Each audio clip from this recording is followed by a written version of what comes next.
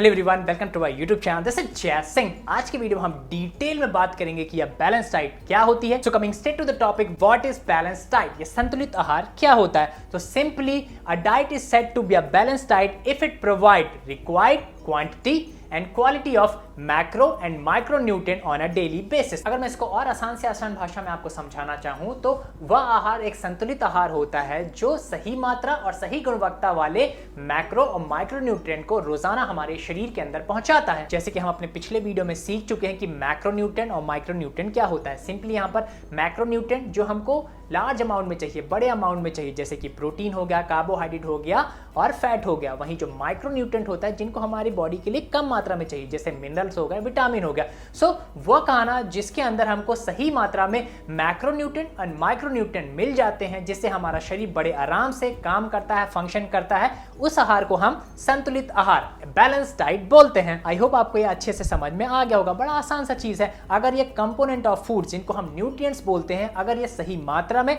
और सही गुणवत्ता वाले आपको अपने आहार में रोजाना मिल रहे हैं तो आपका आहार संतुलित आहार है। You are having an balance diet. यहाँ पर मैं एक और बात आपको क्लियरली बता दूं, जो ये न्यूट्रिएंट्स होते हैं सारे, protein, carbs, fat, mineral, vitamin, water, इन सबको हम कंपोनेंट ऑफ फूड्स भी बोलते हैं। सो यहाँ पर कंपोनेंट ऑफ फूड्स और न्यूट्रिएंट्स में कंफ्यूज मत हो जाइएगा, दोनों कहने का मतलब सेम ही होता है। ठीक है, चलिए अब बात करते हैं उन तरीकों के बारे में जिसकी मदद से आप एक अच्छी बढ़िया बैलेंस डाइट बना सकते हो। तो यहाँ पर किसी भी डाइट को बैलेंस करने के लिए दो तरीके बताए जाते हैं, जिसमें से पहला है मैक्रोस परसेंटेज मेथड और दूसरा होता है food pyramid method. In this video we will discuss only macros percentage method. तो सिंपली इस मैक्रो परसेंटेज मेथड के अंदर जो आपके मील के मैक्रोस होते हैं, प्रोटीन, कार्बोहाइड्रेट, फैट, इनके अलग अलग परसेंटेज को अपने फूड के अंदर रखना पड़ता है। फॉर एग्जाम्पल, अगर आपको अपने मील को बैलेंस बनाना है तो यहाँ पर आपके मील में कार्बोहाइड्रेट 55% से लेकर 60% के बीच में होने चाहिए। वहीं जो प्रोटीन है वह 25% से लेकर 30% के बीच में होना चाहिए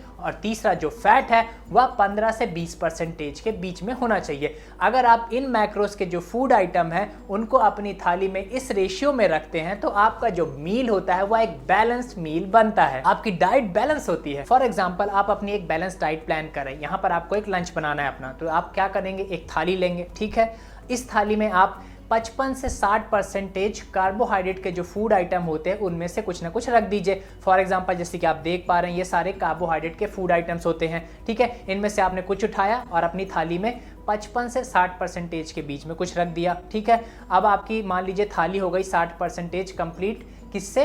कार्बोहाइड्रेट फूड आइटम से। फिर आपने क्या किया, प्रोटीन उठाया। प्रोटीन के ये फूड आइटम है, इनमें से कुछ ना कुछ आपने फूड आइटम उठाए और अपनी थाली में सजा दिए। यहाँ पर आपको कितना रेशियो रखना है, 25 से 30%। ठीक है, अब आप तीसरा मैक्रोन्यूट्रिएंट जो कि है फैट के आप एग्जाम्पल देख सकते हैं यहाँ पर। इनमें से कुछ आइटम उठाइए, अपनी थाली में लगा लीजिए। तो अगर आप इस तरह से अपनी थाली को बनाते हैं तो यह थाली एक बैलेंस्ड मील कहलाती है। यह एक बैलेंस डाइट का हिस्सा है क्योंकि यहाँ पर जो मैक्रो रेशियो है कार्बोहाइड्रेट, प्रोटीन, फैट का, वह वेल बैलेंस्ड है। ठीक है, अगर हमको इस मैक्रो परसेंटेज मेथड को अच्छे से एक्यूरेटली अप्लाई करना है बैलेंस डाइट बनाने के लिए तो हमको यहाँ पर कैलोरीज का सहारा लेना पड़ता है। कैलोरीज क्या होती है? फूड के अंदर जो एनर्जी होती है उसको हम कैलोरीज के फॉर्म में नापते हैं। फॉर एग्जाम्पल, आपको इस शरीर को चलाने के लिए 2000 कैलोरीज की जरूरत पड़ती है डेली। तो यहाँ पर आपको इन 2000 कैलोरीज को बांटना पड़ता है इन मैक्रो रेशियो में। फॉर एग्जाम्पल, जो 2000 कैलोरी में से आप 1100 से 1200 कैलोरी ले रहे हैं कार्बोहाइड्रेट से, मतलब 55 से 60%। ठीक है, प्रोटीन से आप कैलोरी ले रहे हैं कितनी, 500 से 600, मतलब 25 से 30%। ठीक है, और वहीं फैट से आप कैलोरीज कंज्यूम कर रहे हैं 300 से लेकर 400 कैलोरीज। यहाँ पर 15% से 20% फैट से कैलोरी कंज्यूम कर रहे हैं। तो जब आप इस तरह से अपना डेली मील को सेग्रीगेट करेंगे, बांटेंगे, ताकि आपके ये मैक्रोस का जो रेशियो है वो परफेक्ट फिट हो जाए ऑन डेली बेसिस, तो आपकी जो डाइट होगी वो बैलेंस डाइट होती है।